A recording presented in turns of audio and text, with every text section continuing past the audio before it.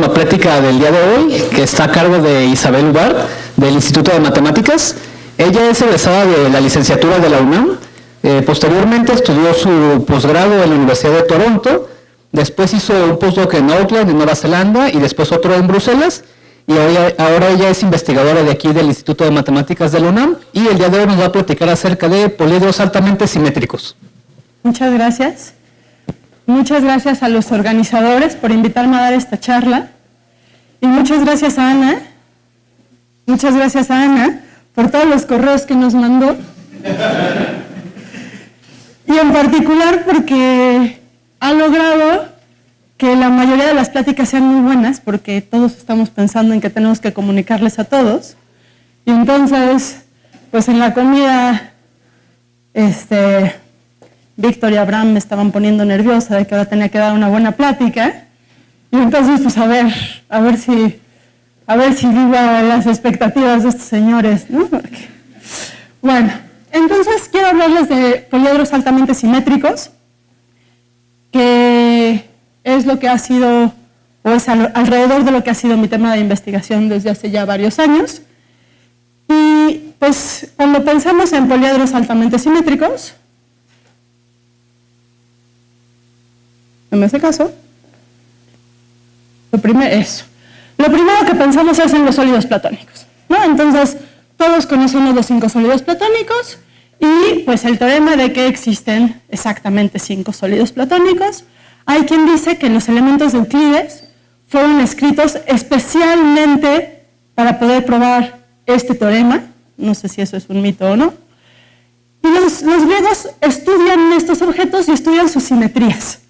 Pero antes de que los griegos empezaran a estudiarlos, como que aparecen en diferentes lugares. La gente dice, no sé qué tan cierto sea, es que los objetos más viejos, o sea, los sólidos platónicos en donde más antiguos se ven, son en estas piedras escocesas, que se calcula que tienen 5.000 años de antigüedad más o menos.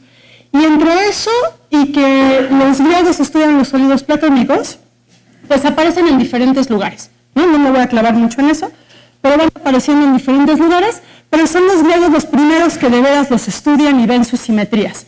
Y es un poco como lo que a mí me interesa, ¿no? Después de esto, de que ya demostramos que hay 5 poliedros regulares, en el siglo XV-XVI aparecen estos dibujos, uno en la Catedral de Venecia y los otros hay muchos de ese estilo, que son dibujos de poliedros como con picos, ¿no? Cosas como de este estilo. De hecho, el que está allá se parece bastante a esto, ¿no? Esto de acá. Y entonces, pues aparecen esos dibujos, y 100 años después, Kepler los descubre, y pongo descubre entre comillas, porque pues los dibujos ya estaban antes, pero lo que Kepler dice es, estos objetos son regulares. Entonces, lo que él dice es, entonces voy a volver a agarrar para tenerlo de referencia, lo que él dice es, pues las caras de estas cosas siguen siendo planas, pero ahora son pentágonos. Creo que ahí más o menos ven un pentágono azul, ¿no? Entonces, ¿sí? Más o menos, ahí, ven un pentagrama, perdón, una estrellita pentagonal. Entonces dice, pues yo quiero que mis caras ahora sean estrellitas, a lo mejor de 5, a lo mejor de más, pero solo le salen estos dos. En este tiene pentágonos y 5 alrededor de cada vértice, aquí se ven los 5 alrededor de cada vértice y la estrellita amarilla se ve ahí. Y el de allá, que es menos claro en el dibujo, pues es este de acá, ¿no? Y tiene justo 3 alrededor de cada vértice. Y entonces Kepler pues dice, pues estos dos, yo quiero pensar que estas cosas son regulares, porque las estrellas con las que lo hago son regulares, son pentagramas regulares, y alrededor de cada vértice hay siempre la misma cantidad, y todas las aristas son iguales, y todo está bonito, y entonces pues los deja ahí como diciendo, esos son poliedros regulares, y un par de siglos después, llega Pinson y los redescubre estos dos y descubre 2 más. Los que están allá ahora las caras otra vez son planas, entonces en este de acá,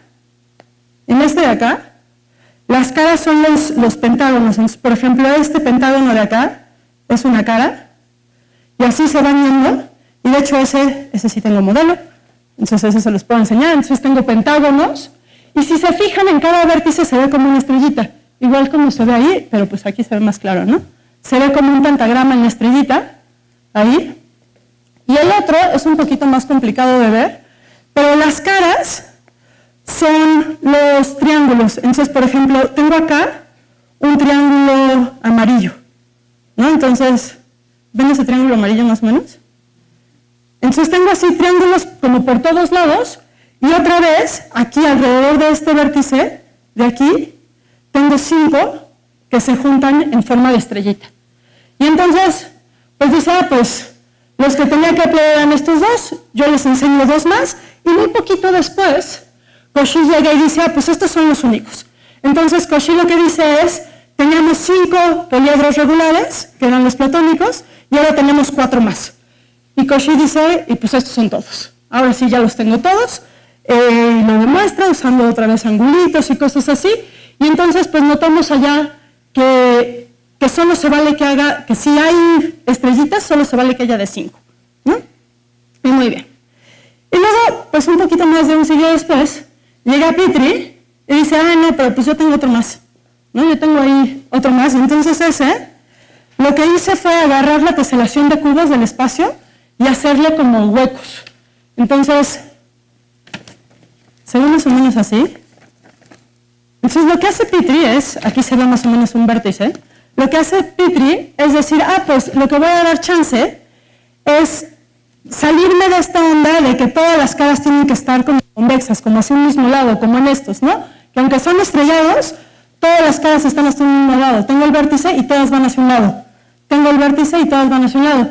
Y entonces él lo que dice es, voy a subir y bajar, ¿no?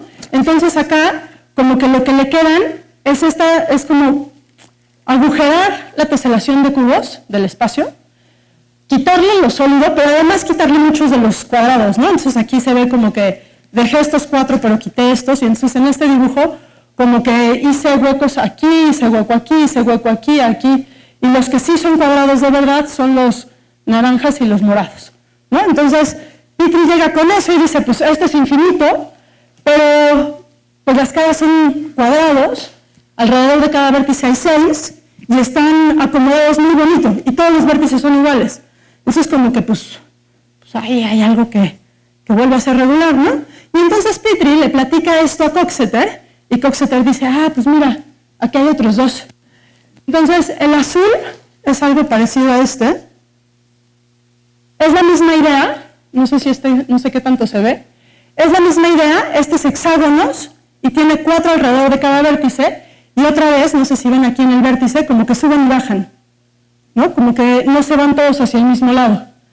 Y el otro de acá, que ese ya no tengo el modelo, pero el otro de acá son otra vez hexágonos, y se ve más o menos, pero alrededor de cada vértice hay 6, ¿no? Entonces, Coxeter dice, pues esos están bien padres, te enseño otros 2, y Coxeter dice, y estos son todos. Y ahora sí ya cabe, ¿no? Porque ya demostré que pues, son todos, ¿no? Y pues no. Y unos años después llega Grunbaum y dice, pues ustedes tenían estos 12, pues yo encuentro 47, ¿no? Tómenle, ¿no? Y nos escribe un artículo que es muy bonito porque está lleno de dibujos, ¿no? Está lleno de dibujos y describe los 47. Algunos de esos 47 en realidad son familias. Un ejemplo de una familia es esto. Entonces, intentaré decirles qué es esto. Agárrense la teselación de hexágonos, que ahí ven. Y entonces piensen que ahí está el plano con la teselación de hexágonos. Y los vértices que están aquí, no están en donde están los popotes, sino están aquí en estos de acá. Voy a bajar uno y subir uno, bajar uno y subir uno, y así, consistentemente. Y entonces bajo y subo uno y me llevo las aristas.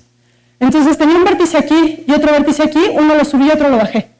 Y entonces esto lo que dice Grunbaum es, esto sigue teniendo hexágonos, sigue teniendo 3 alrededor de cada vértice, porque ahora los vértices son estas cosas que se ven de papel aquí y estas cosas que se ven aquí. Y pues combinatoriamente es lo mismo que la teselación de hexágonos, pero geométricamente es distinto. Y el grupo es distinto en particular pues porque ya se volvió algo de R3, ¿no? Y no es de R2. Y esto en realidad es una familia porque yo puedo subir este vértice tanto como quiera, siempre y cuando suba todos la misma cantidad hacia arriba y hacia abajo.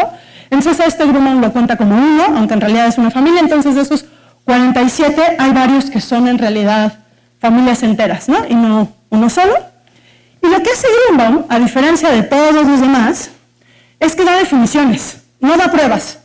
No nos da una sola prueba, pero da definiciones. Entonces ya, pues como que ya ganamos, porque ya tenemos como con qué trabajar. Parte del problema que decían, pues estos son todos, no, estos 9 son todos, no, estos 12 son todos, no, pues solo hay 47, es que nadie había dado una definición de qué querían decir con un poliedro y menos un poliedro regular.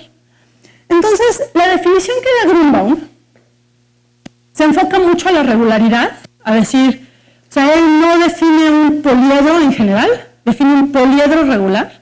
Yo les voy a definir un poliedro y después les voy a decir qué quiero decir por regularidad. Después poder salir un poquitito de la regularidad, ¿va? Entonces, un poliedro, y es la idea que tiene Grunbaum en la cabeza, aunque la da un poquito más particular, es una colección de polígonos que cumplen cosas, ¿no? Entonces, a ver si me regreso tantito. Bueno, no me regreso acá. Okay. Si ven todos estos, más bien, pues todos están hechos de polígonos, ¿no? O sea, como que tienen caras que son polígonos y luego se arreglan de alguna manera. Entonces, primero déjenme decirles qué estoy pensando por un polígono, para poder con esos armar los poliedros. Y entonces, un polígono lo voy a pensar como una colección de puntos en el espacio, a los cuales llamo vértices, junto con segmentos de recto entre ellos, a los cuales llamo aristas, tales que cada vértice estén exactamente 2 aristas. Entonces, pues tenemos los convexos que todos conocemos. En este de acá tengo estas cosas que en realidad no son vértices, ¿no? Entonces, aquí lo que estoy pensando es que los puntos en el espacio que tengo son este de acá, este de acá, este de acá, este de acá, este y este, ¿no? Esos 6 son mis puntos, los estoy pensando esos en R2, y entonces ahí tengo los segmentos de recta que tengo ahí. Si lo pienso como gráfica es simplemente un ciclo, ¿no? Si prefieren pensarlo como gráfica es un ciclo que decidí meterlo en algún espacio, ¿no? Porque estoy pensando que son puntos en el espacio, porque lo que les quiero hablar es de estos, ¿no? Entonces puedo pensarlo combinatoriamente como un ciclo o como un camino infinito, porque en ningún momento estoy pidiendo que sea finito.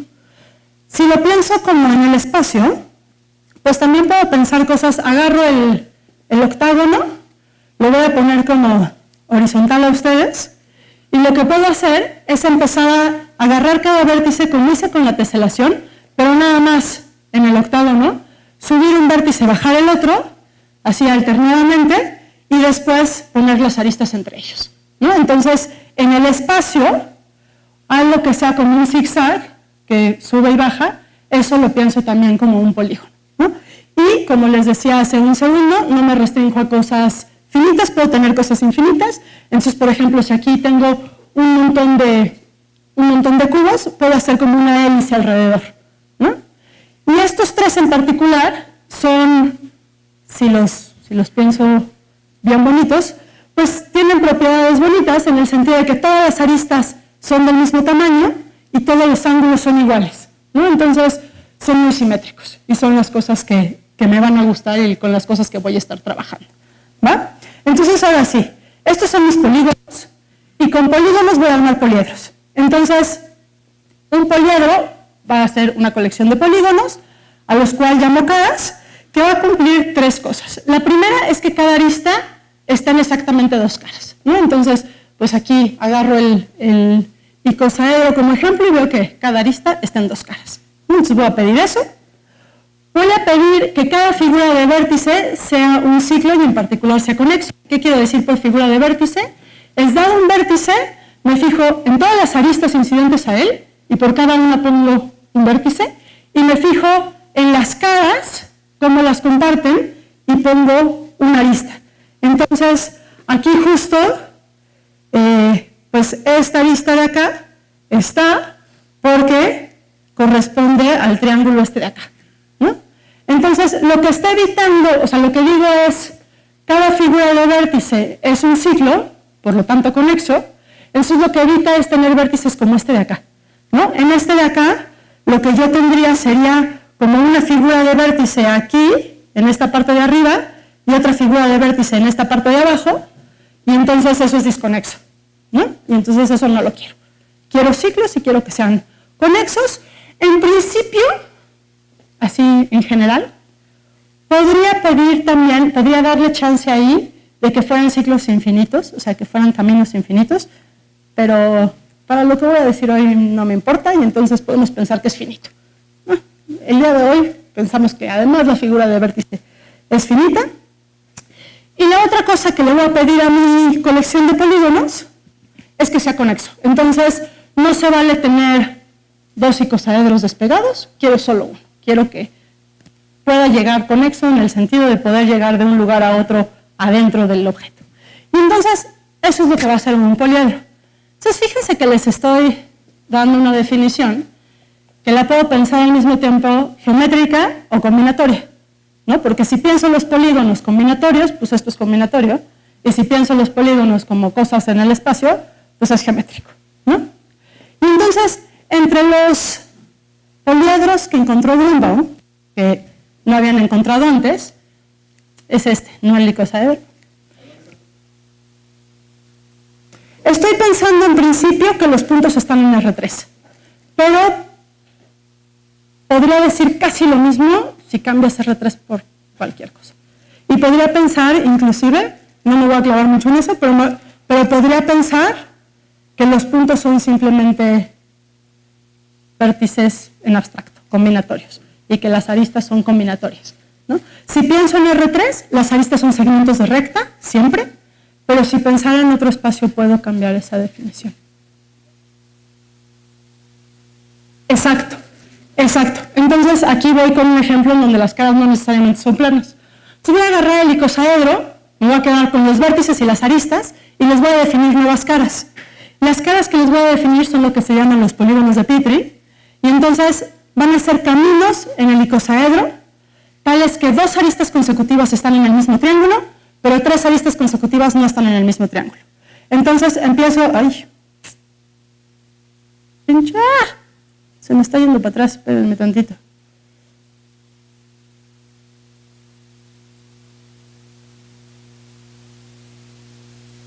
Esto ya lo vimos, definición.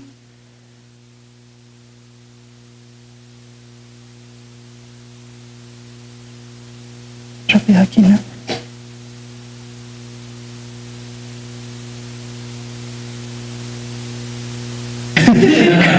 Con keynotes.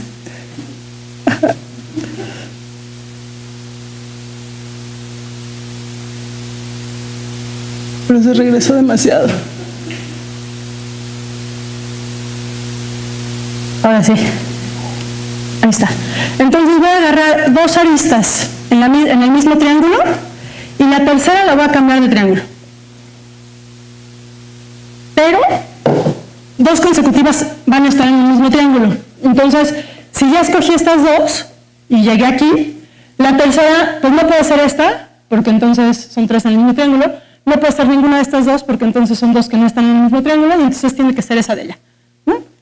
Y entonces voy haciendo eso, repito, y repito, y repito, y repito, y repito, y repito, y lo que me queda es un polígono.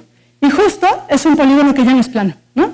Es un zigzag, ¿no? Y entonces ahora me fijo en la arista con la que empecé, que fue esta de acá, y pues para esta y este triángulo tenía la opción de tener esta y esta, o tengo la opción de tener esta y esta, ¿no? Y entonces podría haber agarrado las otras dos y hacer lo mismo. Dos consecutivas están en un triángulo, tres consecutivas nunca, y entonces me queda ese otro, ¿no? Y entonces lo primero que me fijo es que si agarro una arista del icosaedro, hay exactamente dos de estos polígonos que pueden pasar por esa arista, ¿sí? Y entonces, pues está todo muy bien, ¿no? Porque justo quería tener una colección de polígonos y que cada arista tuviera dos. Entonces ahí ya tengo dos. Ahora hago esto como por todos lados en el icosaedro, entonces ahí hay otro, y acabo teniendo un montón. Y lo que observo, bueno, en realidad lo que observa Grünbaum, es que si me fijo en un vértice, la figura de vértice no cambió. La figura de vértice es exactamente la misma que tenía. Entonces, ahí está, en este de acá está aquí tengo este vértice, ese de ahí, y la figura de vértice que está aquí alrededor, pues justo lo cambió porque yo tenía aquí estos dos en un triángulo y esas dos siguen estando en una cara, ¿no? Y las siguientes dos siguen estando en la siguiente cara y así. Entonces lo que dice Grunbaum es, si usted me da un poliedro, le aplicamos esta por todos lados y tenemos otro, ¿no? Entonces así es la primera forma, teníamos 12, haciendo esto ya tenemos 24, ¿no? Y luego, pues busca algunos más, ¿no? Y saca algunos más. Unos años después, poquitos años después, Dress dice, bueno, ya estuvo, ¿no?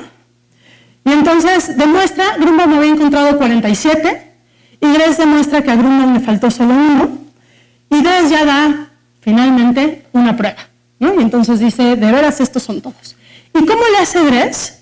Pues lo que hace es definir bien regularidad, y no nada más diciendo, se ve más o menos igual por todos lados. Y para eso lo que voy a hacer es, primero, decirles que es una bandera, que son elementos muy importantes de mis poliedros.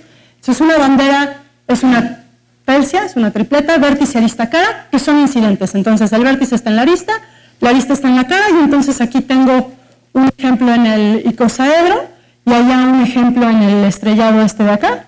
Entonces, ahí estoy pensando que tengo este vértice de aquí, esta arista, y el pentágono que está ahí coloreado, ¿no? Entonces, esa es una bandera, y me fijo que dada una bandera y una dimensión, o sea, 0, 1 y 2, 0 para vértice, 1 para arista, 2 para cara, puedo definir la I adyacente, es decir, la única bandera que difiere en la que tengo en la cara de esa dimensión, ¿no? Entonces, tengo ahí una bandera, y si quiero cambiar el vértice únicamente, tengo la 0 adyacente, que es nada más cambiar aquí, ¿no?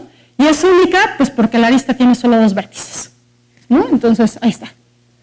Y luego tengo una 1 adyacente porque estoy en un polígono. Entonces, en el polígono no lo muevo, el vértice no lo muevo, y como los polígonos eran ciclos, entonces tengo ahí una sola forma de mover la arista. Y luego, por mi definición de poliedro, cada arista estaba en exactamente 2 caras, y entonces tengo una 2 adyacente que se va para allá. Y entonces, estas son mis banderas. Y las simetrías las voy a pensar en términos de las banderas. Entonces, un automorfismo de mi poliedro va a ser una biyección de las banderas que preserva la I adyacencia, ¿sí?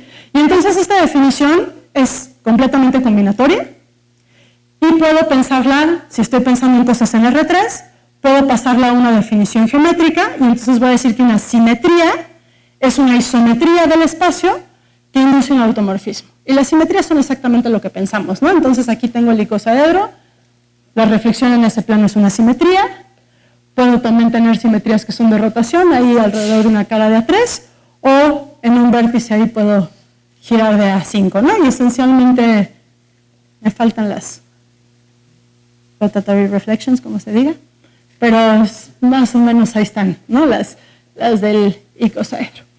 Y entonces, ahora sí, pensando en simetrías, ya puedo definir regularidad.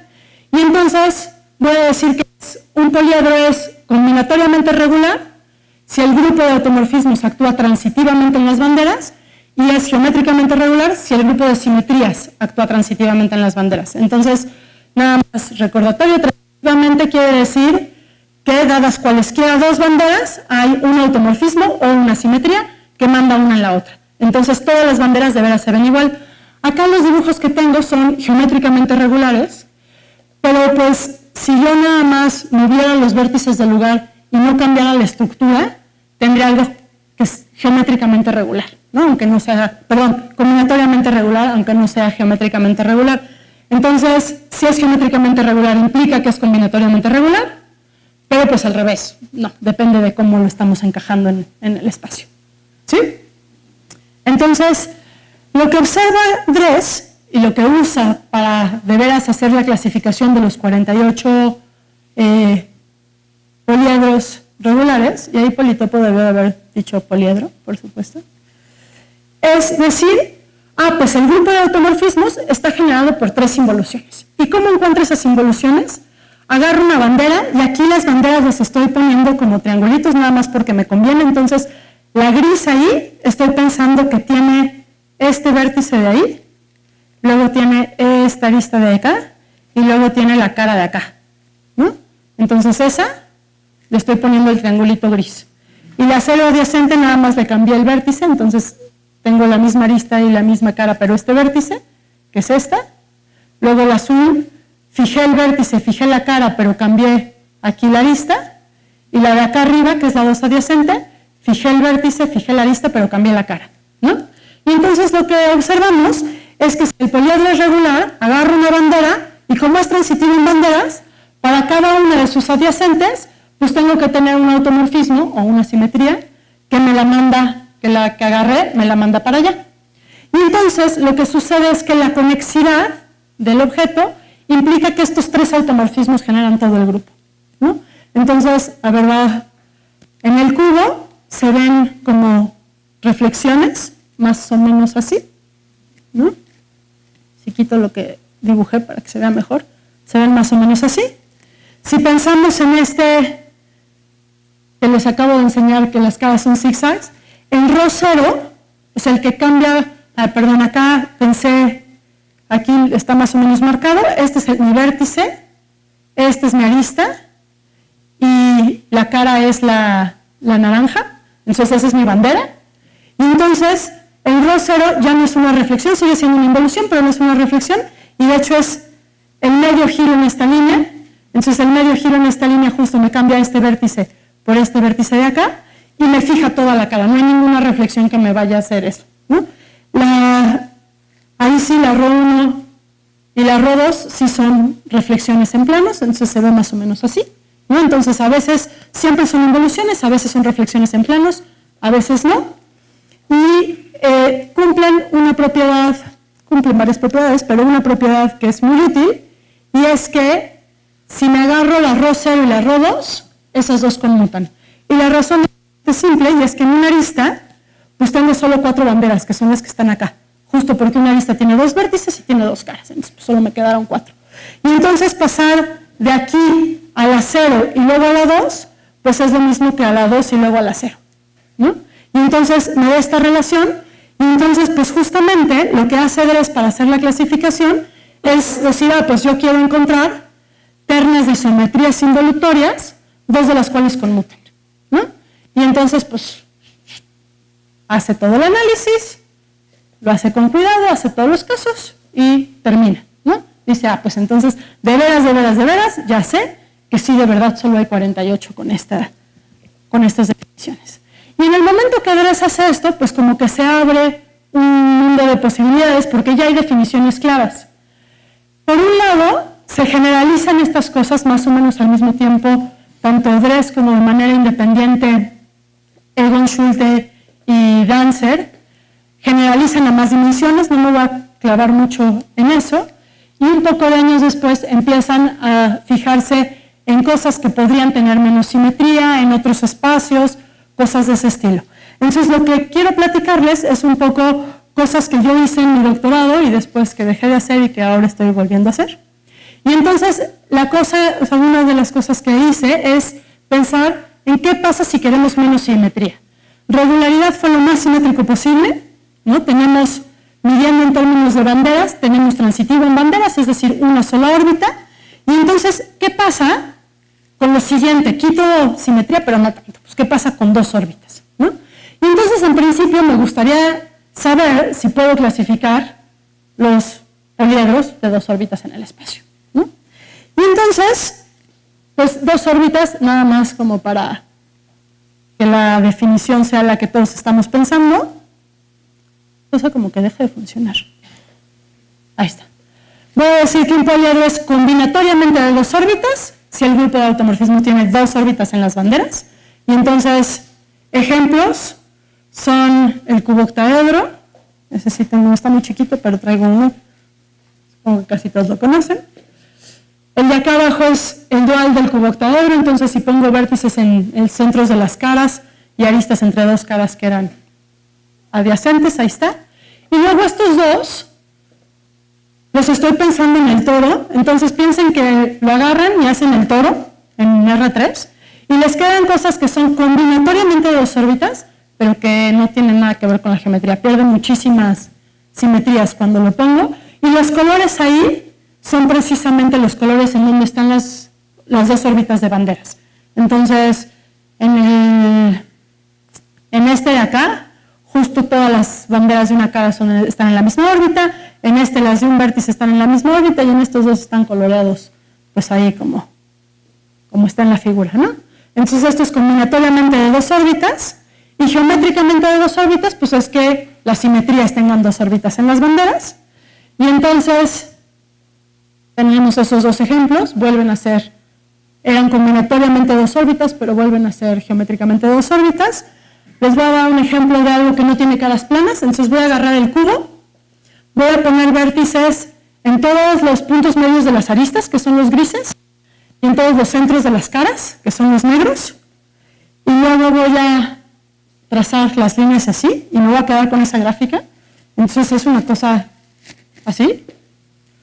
Y ahora las caras, estos son los vértices y las aristas, y las caras, no sé qué tanto se ve en el dibujo, ahí están todas.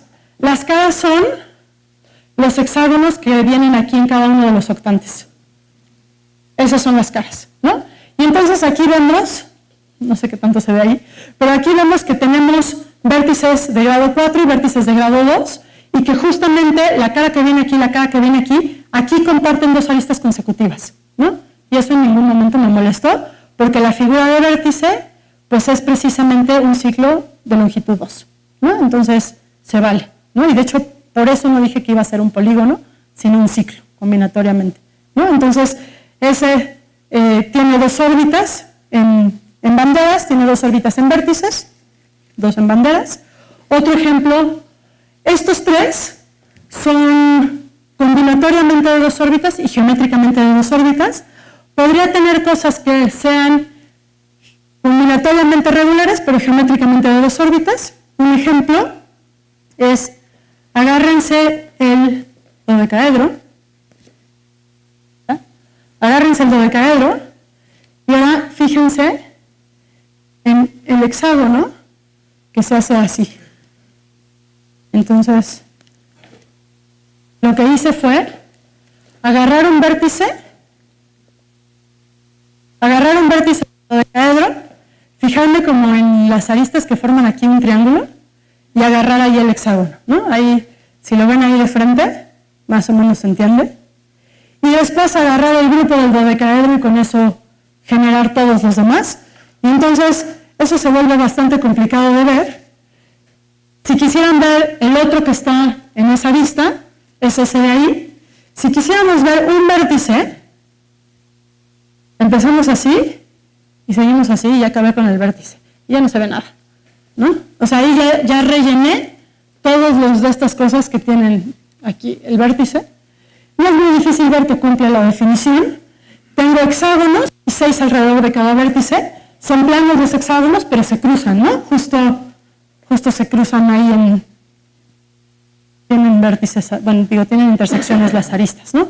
Tienen aristas de dos tamaños distintos, entonces no puede ser regular, ¿no? Claramente. Y no me voy a clavar mucho, pero es geométricamente de dos órbitas, eso no es muy difícil de ver. Combinatoriamente regular. Eso no es súper difícil, pero hay que hacer mucha más talacha para ver que de veras las cosas salen. Y pues no lo voy a hacer, créanmelo, si alguien lo quiere ver después, les puedo platicar un poquito más. Y entonces lo que yo hice en mi doctorado fue tratar de entender y clasificar en términos de generadores y relaciones, ahorita les digo qué quiere decir esto, los grupos abstractos, no de isometría, sino grupos en abstracto, que son grupos de automorfismos de poliedros combinatoriamente de dos órbitas. Entonces, lo que quiere decir esto de clasificar en términos de generadores y relaciones es, si ustedes tienen un poliedro de dos órbitas, yo les puedo decir cómo se genera y qué relaciones básicas cumplen los generadores, y si ustedes me dan un grupo con ciertos generadores y sus relaciones, yo puedo checar varias cosas en los generadores para poderles decir si ese grupo es el grupo de automorfismos de un poliedro de dos órbitas o no, ¿no? Entonces, la idea de cómo se hace esto es que si yo agarro un poliedro de dos órbitas, una bandera y un número entre 0, 1 y 2, entonces no es difícil probar que si la bandera que agarré y la I adyacente están en la misma órbita, Entonces, para cualquier bandera, la bandera y su y adyacente están en la misma órbita. Y entonces, lo que estoy diciendo es, si tengo una bandera y digo, pues esta está en la misma órbita, pero estas dos están en distintas órbitas, entonces eso pasa en todos lados. Entonces, con eso puedo ir rellenando y ya sé cada bandera en qué órbita está de las dos. Por conexidad llego a todas, ¿no? Y entonces con eso puedo tener diferentes clases de poliedros de dos órbitas. ¿Ah? Entonces agarro justo, me fijo en cuáles son, de entre 0, 1 y 2, las adyacencias, y el conjunto de las adyacencias que están en la misma órbita, con eso etiqueto, ¿no? Entonces aquí tenía yo una bandera, la 0 adyacente y la 1 adyacente están en la misma órbita, pero la 2 adyacente en diferente, en su etiqueto con 0, 1. En esta de acá, que es esta de acá, lo único que no puedo intercambiar son los vértices, pero sí puedo intercambiar por arista y cara, entonces tengo el 1, 2 ahí. En el otro que les había puesto, este de acá, lo que no puedo intercambiar son aristas, pero sí puedo intercambiar vértices y caras. Entonces tengo eso. Y entonces tengo 7 clases distintas y para cada clase vemos cosas diferentes. Para la clase en donde la I es vacía, esos poliedros se llaman quirales y esos habían sido clasificados en alrededor del 90 por Schulte y Weiss. Entonces esos pues no los pelé. Me fijé en los demás. Y la idea es muy parecida con los regulares. Entonces, si yo empiezo con una bandera, que la voy a agarrar aquí, me voy a fijar que si I está en I, entonces la I adyacente está en la misma órbita, ¿no? Y entonces puedo mandar esa bandera con un automorfismo a la I adyacente. Ahora, si J y K no están en I, entonces si voy por la J, cambio de órbita, y si voy por la K, vuelvo a cambiar.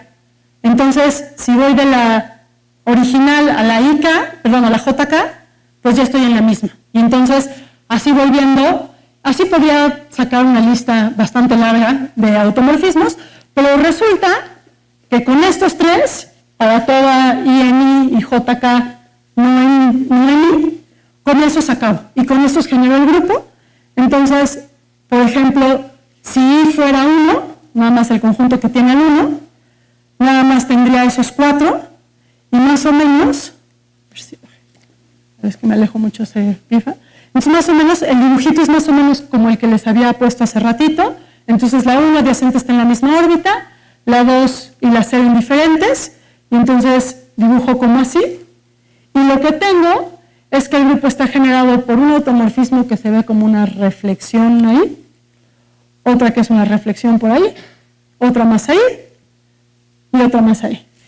Y entonces es analizar qué propiedades cumplen estos generadores. Entonces, en este ejemplo en particular, uno puede ver, por ejemplo, que este en realidad no lo necesito, porque si conjugo este de acá, este quiso decir el medio giro aquí, entonces si conjugo este por el medio giro aquí, me da este de acá, entonces este lo puedo quitar. Y empiezo a ver propiedades en las que no me voy a clavar mucho, pero veo propiedades que tienen que cumplir estos generadores, que va de nuevo, en el caso general se ven así, para determinar, primero, si pueden ser el grupo de automorfismos de un poliedro, y después si ese poliedro es de 2 órbitas. Y entonces, lo que hice en mi tesis fue, usando grupos, construir poliedros en abstracto. ¿No? Entonces, con el grupo, con eso defino los vértices, las aristas, las caras, y demuestro que el grupo actúa en la estructura que definí, y además veo que el grupo actúa con 2 órbitas en banderas, y lo que podría suceder es que el poliedro tenga simetría extra que no venga de este grupo, ¿no? Como son 2 órbitas, cuando pasa eso la cosa es muy bonita porque se refleja en los automorfismos del grupo. Entonces todo está controlado. Y regresando, esto lo hice en mi doctorado, y después dejé de pensar en esto por un rato, me puse a pensar en cosas de más dimensiones, y hace poco regresé a pensar, bueno, ¿y por qué no vemos los del espacio? En el 2005, Schulte, que era quien había justamente clasificado los grupos de los quirales junto con alguien más, demostró que no hay paralelos geométricamente quirales finitos en R3 y demostró que hay 6 otra vez familias de infinitos. Entonces dependen de algún parámetro. De esas 6, creo que 3 son combinatoriamente quirales y 3 combinatoriamente regulares. Entonces, pues los de esa clase ya no me importan. Entonces, últimamente, con Luis Miguel García de la ENES Morelia, empezamos a trabajar en la clasificación de las otras 6 clases, ¿no? Y entonces, pues estamos escribiendo y revisando que no nos hayamos equivocado en nada, pero la idea es exactamente la misma idea de Dres, es decir, ya tengo una situación combinatoria y entonces ahora voy a buscar isometrías que me realicen estos generadores que quiero. Y entonces, de las cosas que ya demostramos, es que no hay ninguno finito en ninguna de estas 2 clases, y en todas las demás clases sí hay. No les voy a dar la clasificación, pero en todas las demás clases sí hay. Entonces, este está en la 0,1, estos 2 son de la misma clase y están en la, ¿qué dije? 1,2.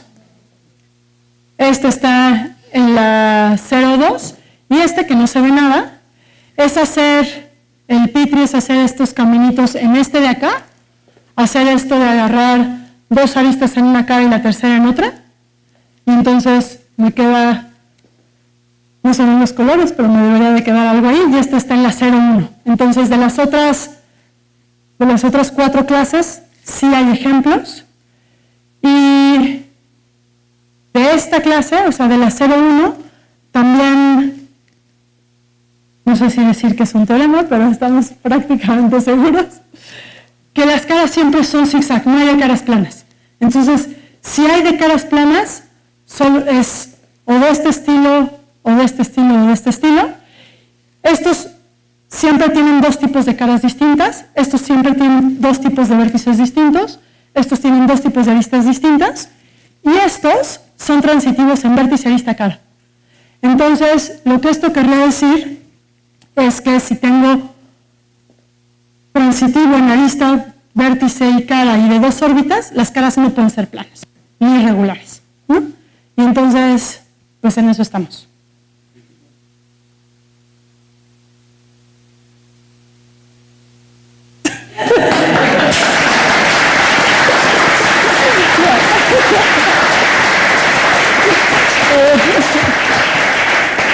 Bueno, ya tenemos la primera pregunta entonces. Porque esto depende de la representación de tu grupo. Por ejemplo, parece que el asociaedro y el permutaedro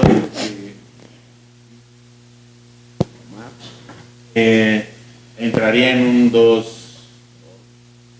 No, tiene más. Tiene menos simetrías de las que quieres. Ajá. ¿Permutaedro? También.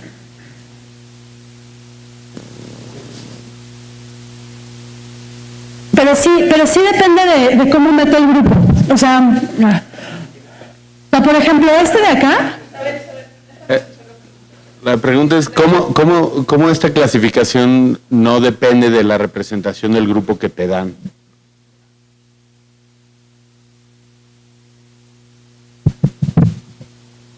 Pues si yo agarrara el cubo,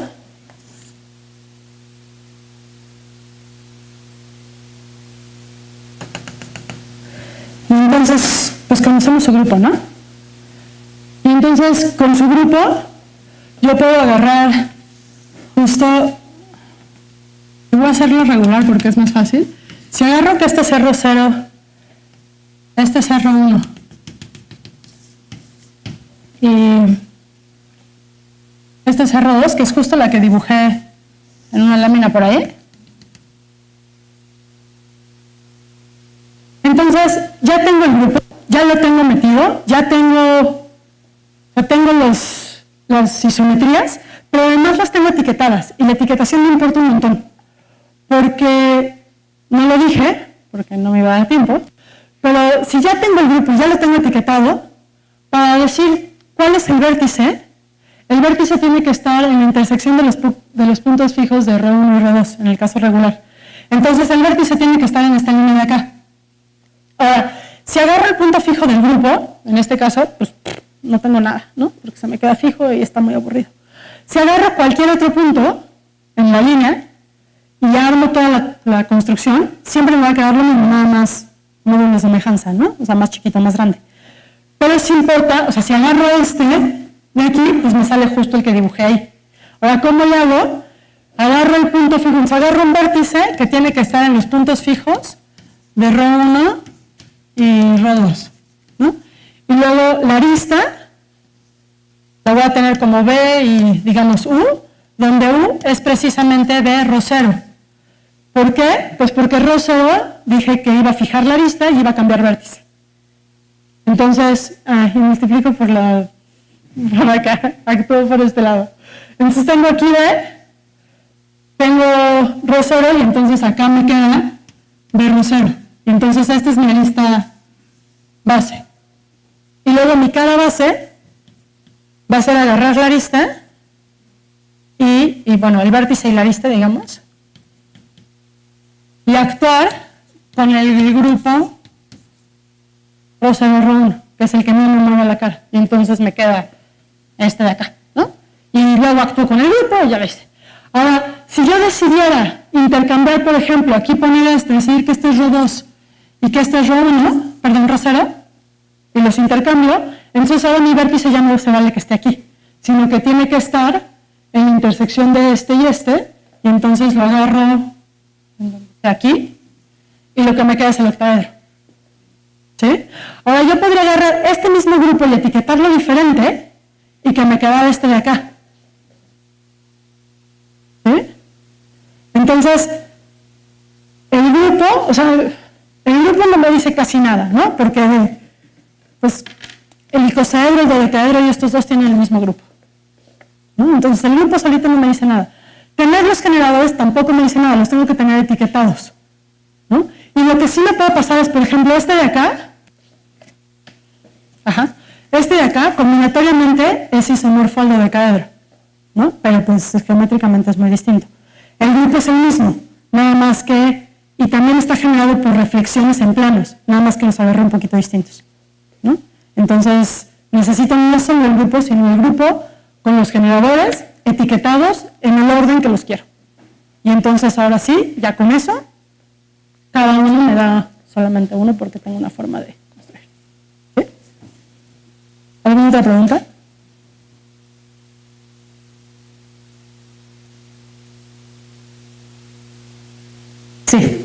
Sí, también. Sí. Si son regulares o dos órbitas. O sea, ahí hay que tener cuidado porque si tienen más órbitas, entonces el grupo es distinto. Entonces hay que ajustar, o sea, ajusto del... No me van a salir los dibujos, pero si yo agarro el cubo, ¿no? Y trunco un poquito nada más los vértices, así poquito, y borro, y luego en todos los vértices, pues este tiene el mismo grupo que el cubo, ¿no? Pero como tiene más de dos órbitas no me va a salir. ¿Sí? O sea, como que para cada número de órbitas tengo generadores distintos y forma de construir diferente. ¿No? ¿Más preguntas para Isabel? Bueno, le agradecemos nuevamente.